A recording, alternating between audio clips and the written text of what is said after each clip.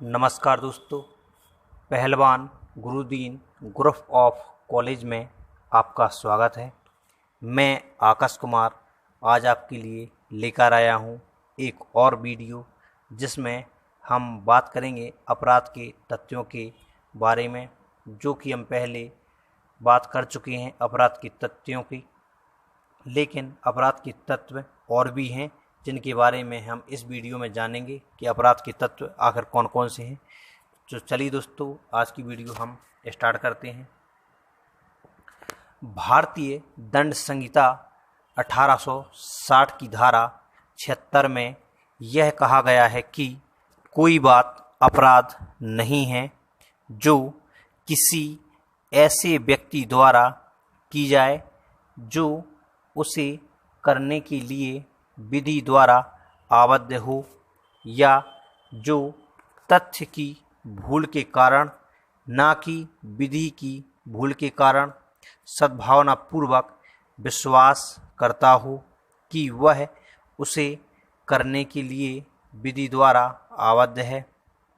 धारा 80 में यह कहा गया है कि कोई बात अपराध नहीं है जो दुर्घटना या दुर्भाग्य से और किसी आपराधिक आशय या ज्ञान के बिना विधिपूर्ण प्रकार से, विधिपूर्ण साधनों द्वारा और उचित सतर्कता और सावधानी के साथ विधिपूर्ण कार्य करने में हो जाती है।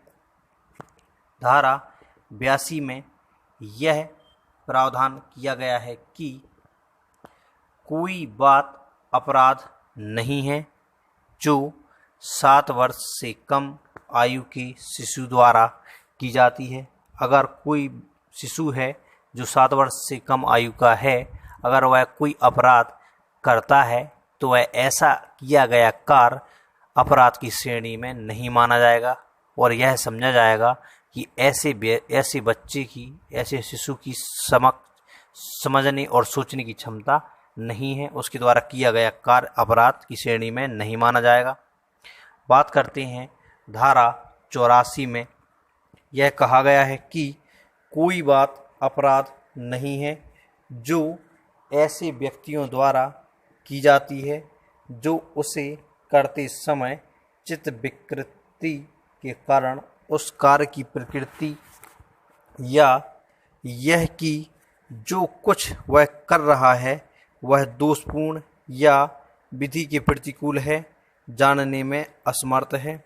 अगर कोई व्यक्ति कोई कार्य करता है या अपराध करता है और ऐसी स्थिति में वह पागल है या उसकी सोचने समझने की क्षमता नहीं है, उसे नहीं पता कि वह क्या कर रहा है, इसका क्या परिणाम हो सकता है, वह पूर्णतः पागल है, तब ऐसी स्थिति में उसके द्वारा किया गया कोई भी कार्य अपराध की श्रेणी में नहीं आएगा। ऐसा किया गया कार्य अपराध नहीं माना जाएगा।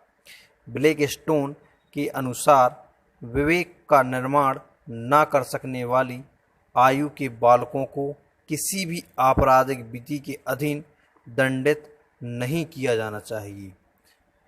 ब्लैकस्टोन कहते हैं अगर कोई बालक है जिसकी सोचने समझने की क्षमता बिल्कुल भी नहीं है, वह नहीं जानता कि उसके द्वारा किया गया कार्य की अपराध है या कोई अच्छा कार्य है, तब ऐसी स्थिति में अगर वह बालक कोई अपराध भी करता है, तब ऐसी स्थिति में उसके द्वारा किया गया अपराध की श्रेणी में नहीं आएगा, अपराध नहीं कहा जाएगा। आंग्ल विधि में ऐसी आयु के शिशुओं को अपराध करने में अक्षम डोली इनपैक्ट्स माना गया है जो अच्छाई या बुराई के बीच अंतर स्थापित करने में असमर्थ हैं। बात करते हैं श्याम बहादुर कोयरे बनाम स्टेट की। श्याम बहादुर कोयरे बनाम स्टेट के मामले में 7 वर्ष से कम आयु का एक चरवाहा शिशु एक स्वर्ण तस्तरी पा जाता है, लेकिन उसे अभियोजित नहीं किया जाता है। पॉइंट नंबर 4, अपराध भावना। अपराध का एक महत्वपूर्ण तत्व है अपराध भावना, जिसे हम आशय, दुराशय, हेतुक आदि कह सकते हैं। वस्तुतः कोई भी कार्य अपने आप में अपराध नहीं होता, वह तो आशय तथा दुराशय मेंसरिया है जो उसे अपराध बना देता है। दूसरे शब्दों में यह कहा जा सकता है कि कोई भी कार्य जब तक अपराध नहीं होता तब तक कि वह दुराशय से नहीं किया गया हो। आंग्ल विधि का यह एक सुस्थापित सिद्धांत है कि आशय के बिना केवल कार्य किसी व्यक्ति को अपराधी नहीं बनाता। एक्ट्स नॉन फिक्ट रम निसी मेंस रिया। यही कारण है कि सद्भावना पूर्वक किए गए कार्यों को अपराध नहीं माना जाता है। आंग्ल विधि के अनुसार आंग्ल विधि का यह एक सुस्थापित सिद्धांत है कि आशय के बिना केवल कार्य किसी व्यक्ति को अपराधी नहीं बनाता। यही कारण है कि सद्भावना पूर्वक किए गए कार्यों को अपराध नहीं माना जाता। आंग्ल विधि का उपरोक्त सिद्धांत निम्नांकित दो तथ्यों से मिलकर बना है। नंबर का शारीरिक कृत्य एक्टस रेयम एवं खा दुराशय मेंसरिया। दोनों तथ्य मिलकर ही अपराध का गठन करते हैं। दोनों में से किसी एक का भी अभाव होने पर अपराध का गठन नहीं होगा। लेकिन भारतीय विधि में स्थित कुछ भिन्न है। यहाँ दुराशय प्रत्येक अपराध के गठन का अनिवार्य तत्व नहीं है। यहाँ ऐसे प्रत्येक कार्य को अपराध माना गया है जो का एक विधि द्वारा वर्जित एवं दो दंडनीय है।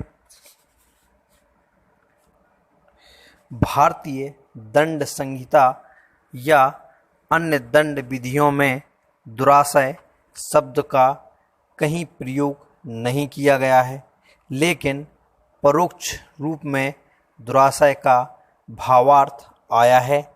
जैसे पॉइंट नंबर का स्वेच्छापूर्वक वॉलेंटरली, पॉइंट नंबर खा आशयपूर्वक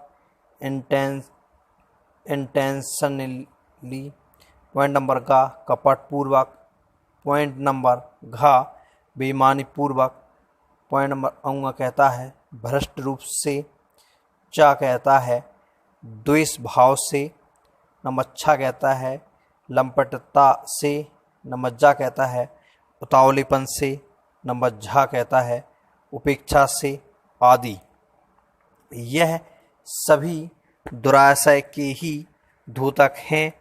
हुडा के अनुसार शब्द उतावलापन एवं उपेक्षा दोषी मस्तिष्क का ही संकेत देते हैं।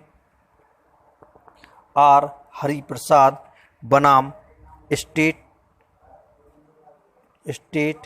के मामले में उच्चतम न्यायालय द्वारा दुराशय को अपराध का एक अनिवार्य तत्व माना गया है।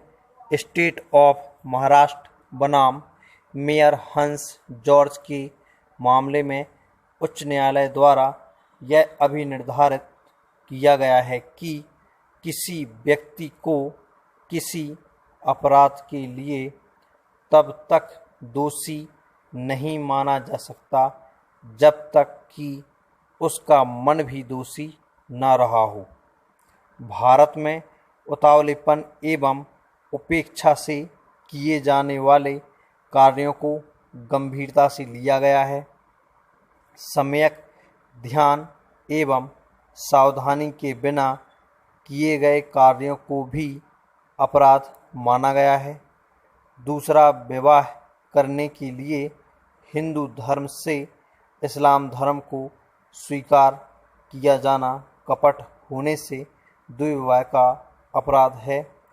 कपट पूर्ण अथवा बेईमानीपूर्वक आशय, छल एवं आपराधिक न्यास भंग के आवश्यक तत्व हैं।